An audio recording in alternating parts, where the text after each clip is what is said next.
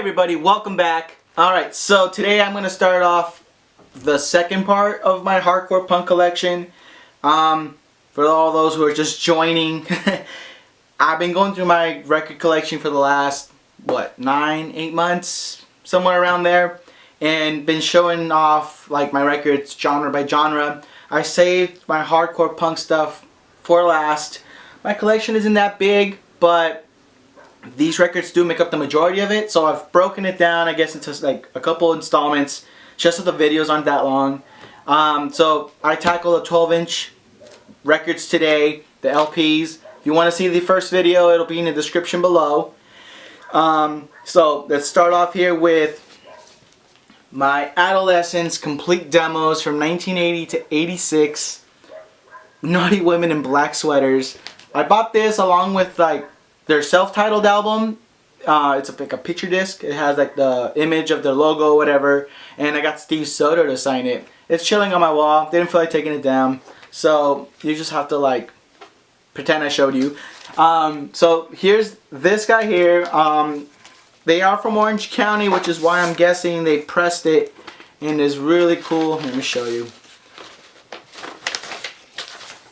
This really cool looking orange color, solid orange color here. You got songs on here like Wrecking Crew, Creatures, Amoeba, Richard Hung Himself, and I think, yeah, this is number 239.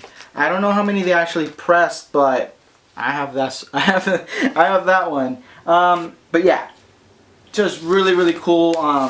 Really cool band. I've seen them so many times. They always put on a great show. So much energy. It just, I'm happy that they're still around, and I think they're still touring, but I don't know. I haven't checked it out yet, but I'm sure they still are, and I'm pretty sure they're still putting out music too.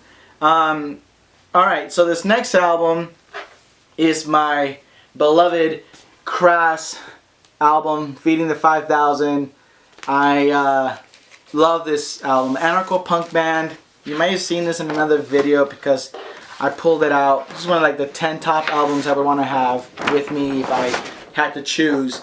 It comes with this really awesome like big ass poster with a bunch of different article stuff and the lyrics.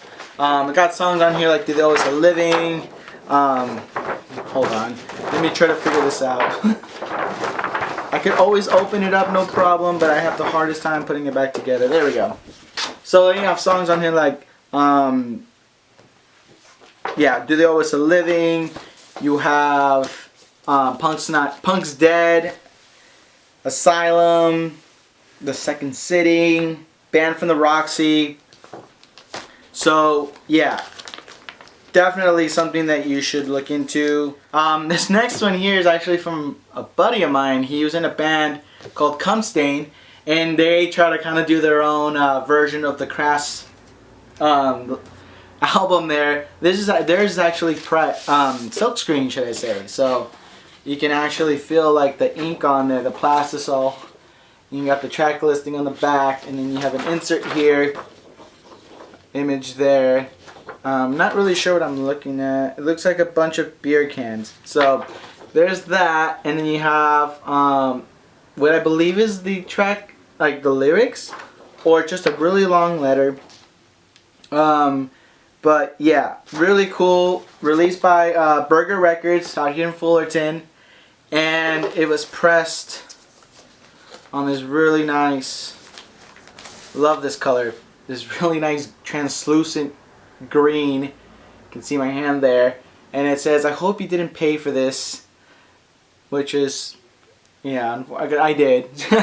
But yeah, gotta support the friend. It's very rare to have buddies who, I mean, for me at least, to have buddies who have pressed albums. The title of the album, if I'm not mistaken, is "Hurry Up and Kill Yourself, You Scumbag, Trust Me, Your Mother Won't Miss You." So that's a very delightful little title there. Just a fun band. The guys are just having a great time making some really cool music.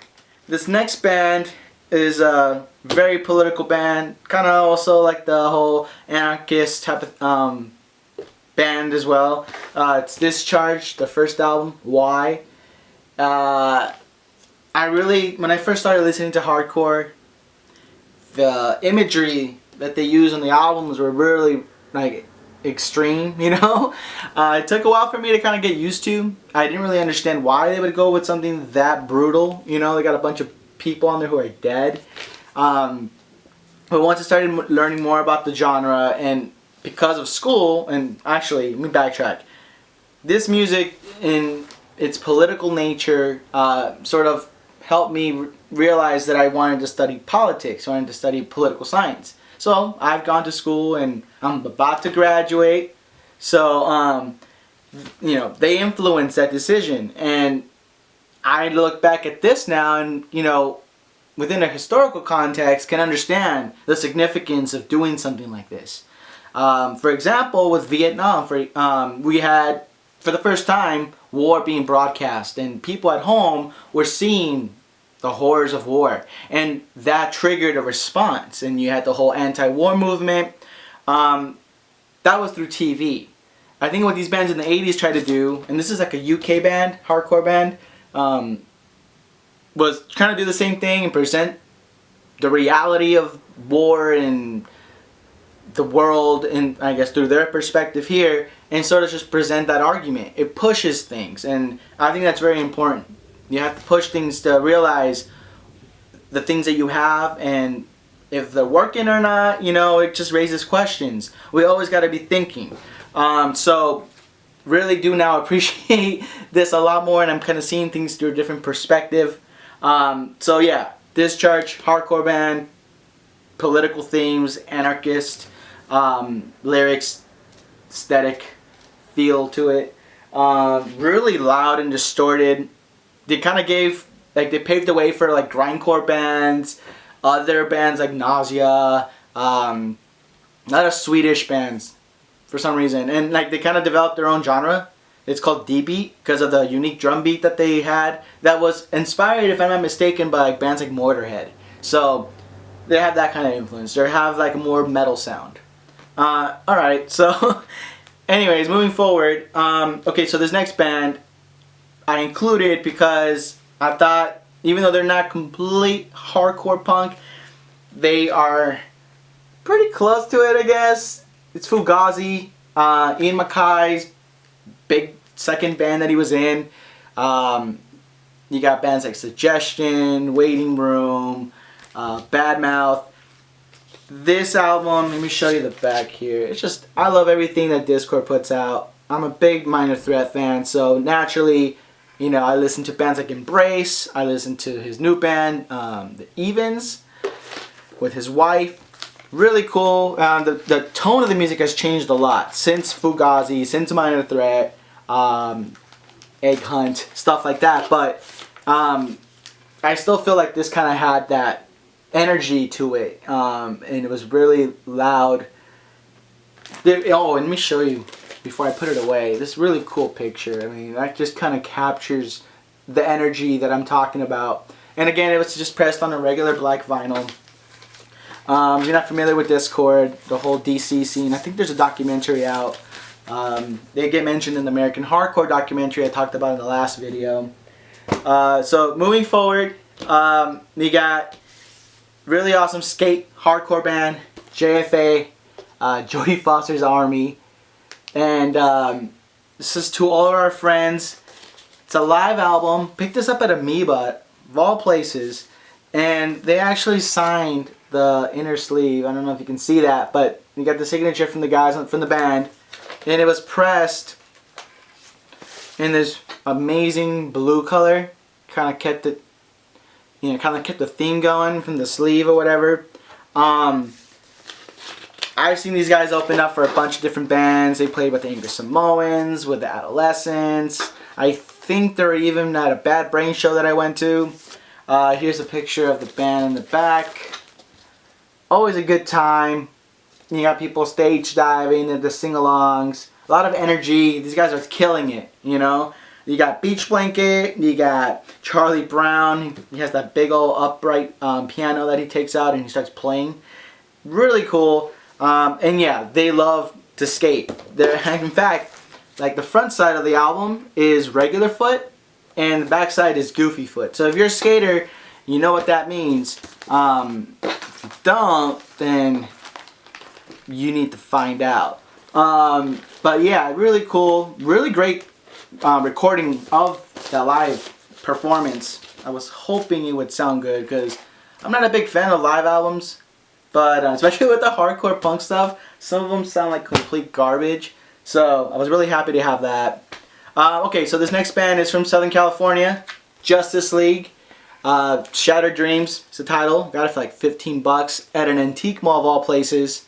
Just saw it hanging out there with a bunch of like old Elvis Presley albums. Anyways, so straight edge hardcore punk band. I think they were like one of the very first from California to actually call themselves that. And members from this band started other big bands like Chain of Strength, which is actually one of the titles on the album itself. Let me show you what the back looks like. Kind of minimalist, nice picture, really interesting picture in the front. Kind of more, it's more of a danceable hardcore, kind of like that two-stepping type of thing.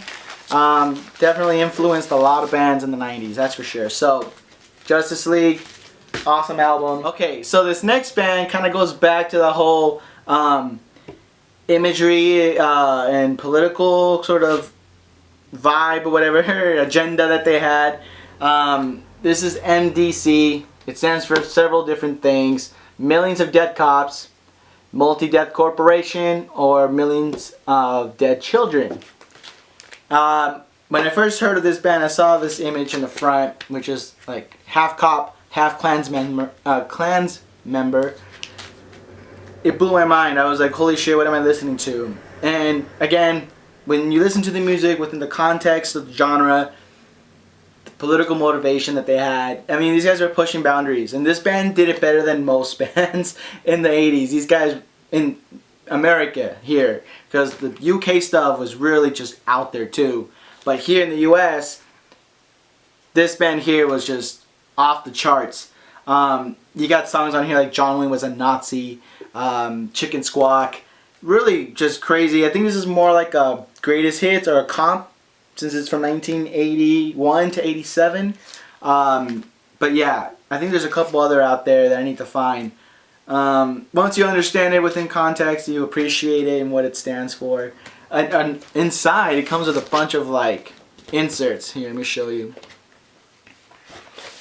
And I know this music's not everyone's cup of tea and it's really out there, but yeah, it grows on you, I guess. So there's like this really weird ordering like slip. You can get t-shirts, you can get some of the other stuff from the band. That, if I'm not mistaken, they're from Texas, so yeah, there's that. Here you got the lyric sheet and the track listing. You got Ronald McDonald skanking in the back. And then you got Jesus on a skateboard on this other side here. Just the name alone was like, you know, Millions of Dead Cops, and they were around promoting that. So here is a little piece I think they did on ExxonMobil, showing how these companies kind of just destroy people's homes. There we go. So there's that really big poster. Hope you guys can somewhat see that. Yeah, so there's that. So okay, this kind of leads me to the last album here. One of my favorite hardcore bands, Negative Approach. This is the Tied Down album. You got Tied Down, I'll Survive, Friend or Foe, which is arguably one of my favorite and probably one of their best songs. And let me show you the inside. Actually doesn't have much. Pressed on a regular like black vinyl. Really crazy looking lime green label on the inside there. And then you have, okay, so here's the picture. You can see the intensity of his face. And then the track listing and lyrics and, you know, shout outs and stuff like that. Just a really crazy band. Their live albums kind of sound horrible because his voice is really out there, like he's screaming really loud. But this was actually like a really nice, digestible recording of the music. I have a couple 7-inch records which again you can all see, link in the description or like on the sidebar thing. So that basically does it for this episode of my hardcore collection. I'll try to do the third one sometime this week maybe, or not the weekend. I hope you're all doing great. Thank you for checking out the video. It always means the world to me. I'll see you guys soon.